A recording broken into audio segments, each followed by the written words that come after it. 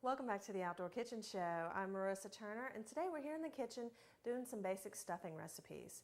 Now, all of the stuffings today can be interchanged between the mushrooms, the peppers, and even the meat pies. And I wanted to do a little bit of something to show folks how to use the deer meat or sausage that might be ground in their freezer. Now, the first thing that we're going to do today is a stuffed pepper.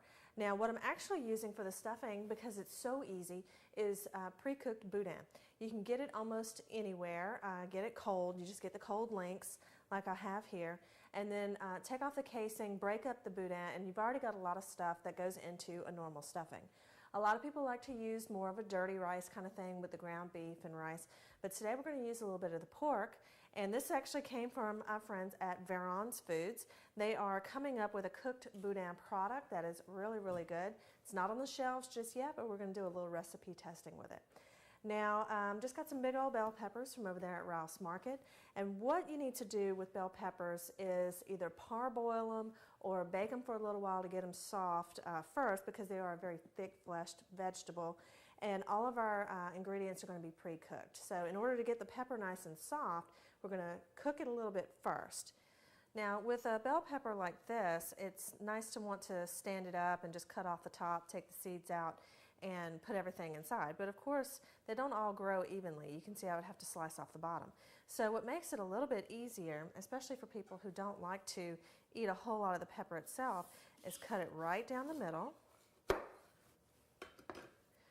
We're going to pull out the seeds, and this is where our stuffing is going to go. So each serving would be half a pepper instead of a whole pepper.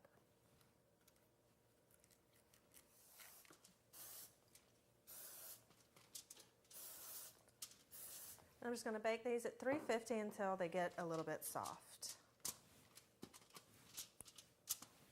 All right, now the peppers are in the oven getting nice and hot, and I wanted to show you what the label looked like on the boudin here. This is the cooked boudin by Veron, coming to shelves pretty soon. They're still working out all the distribution and all that kind of stuff. So if you see this label, you might want to check it out and use boudin as a stuffing.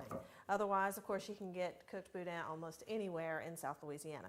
So all I have to do is just slice these open just to get the casing off, and crumble up the boudin inside into a bowl. We're going to just give this a quick saute with some chopped Creole seasoning, you know, onions, bell peppers, garlic, all that good stuff. So we're just going to crumble this up, and since it's pre-cooked, we're going to start with the veggies in the skillet first, and then cook this all together with some shrimp, then stuff it in the peppers. Okay, and a medium-sized skillet here over medium-sized heat. Got a little bit of olive oil there. I'm going to add in some of the pre-chopped veggie blend. Oh, about a cup there.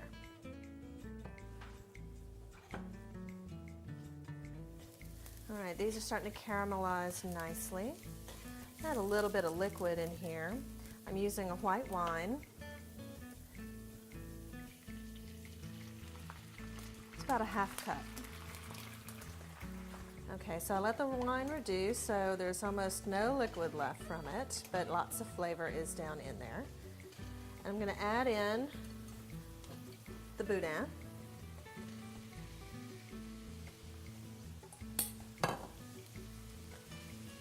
Break it all up. Now, of course, this was cooked boudin, so it doesn't have to cook again, just getting it nice and heated through. Incorporate it with all those flavors. And just a little bit of hot sauce. And we're just going to let these flavors incorporate, because remember, they're going to bake again inside the peppers. All right, so now in the time it takes to get the onions and Creole veggies and all that kind of stuff wilted with a little bit of olive oil, and then you just toss in the crumbled cooked boudin and the shrimp, and you only cook that for about a minute. I mean, just until those shrimp turn pink, because of course they're going to cook again with the bell peppers. And the bell peppers were in there just as long as I was doing this in the skillet, about 10 minutes at 350. You can see they're soft but not falling apart, so should be just right for stuffing. Now, This is just something that I do. You can use regular butter if you want, but this spray will help keep everything from getting dried out. It's just one of those buttery sprays.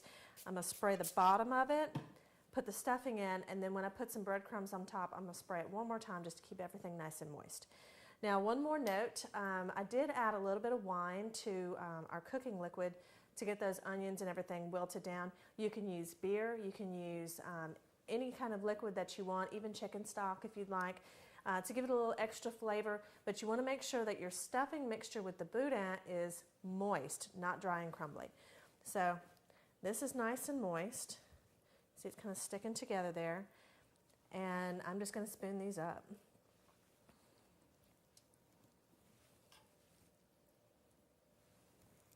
And you know, with some recipes you have to wait for the stuffing to cool down and all of that.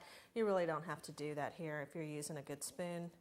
You can just pop it from the skillet into the pepper, back into the oven after you put the breadcrumbs and all that good stuff on there, and then serve it.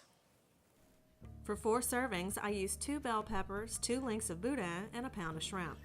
Go ahead and overstuff them if you want. Since all the ingredients are pre-cooked, there's no chance of raw stuffing in the middle. Sprinkle plain breadcrumbs over the tops. Regular breadcrumbs are fine. Panko crumbs will add more crunchy texture. Season everything lightly. And to moisten the crumbs, I use the butter spray for convenience, but you can use dots of real butter if you prefer. Put them in a 350-degree oven until the tops are golden brown. All right, now y'all, the peppers are out of the oven, and I know most people use tomato sauce to put their peppers in, but I am using queso. I have a friend in Texas who firmly believes that there is no dish that can't be improved with a little bit of queso, and I am inclined to agree. So I'm going to put 2 peppers on this plate. Just put a little pool of queso on the bottom.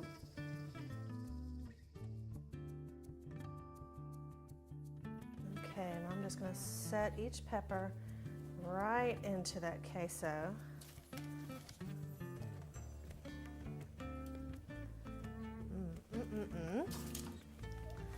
And then just for good measure, yep, I'm going to drizzle just a little bit on the top. Okay, y'all, this is how I'm dishing it up. We have the bell peppers that are stuffed with a mixture of boudin, shrimp, onion, Creole, veggie kind of stuff, topped with a little bit of buttered breadcrumbs, and then put into a pool of warm white queso. Now, what do you think about that for an update on the stuffed pepper? Now, I'm going to take a quick taste before we go to break. And Franklin is definitely signaling that we need to go to commercial so he can help me eat this. When we come back, I'm going to show you how to use your deer meat or sausage in stuffed mushrooms, and then I'll also show you some good old meat pies. So stay tuned. You're watching the Outdoor Kitchen Show. We will be right back.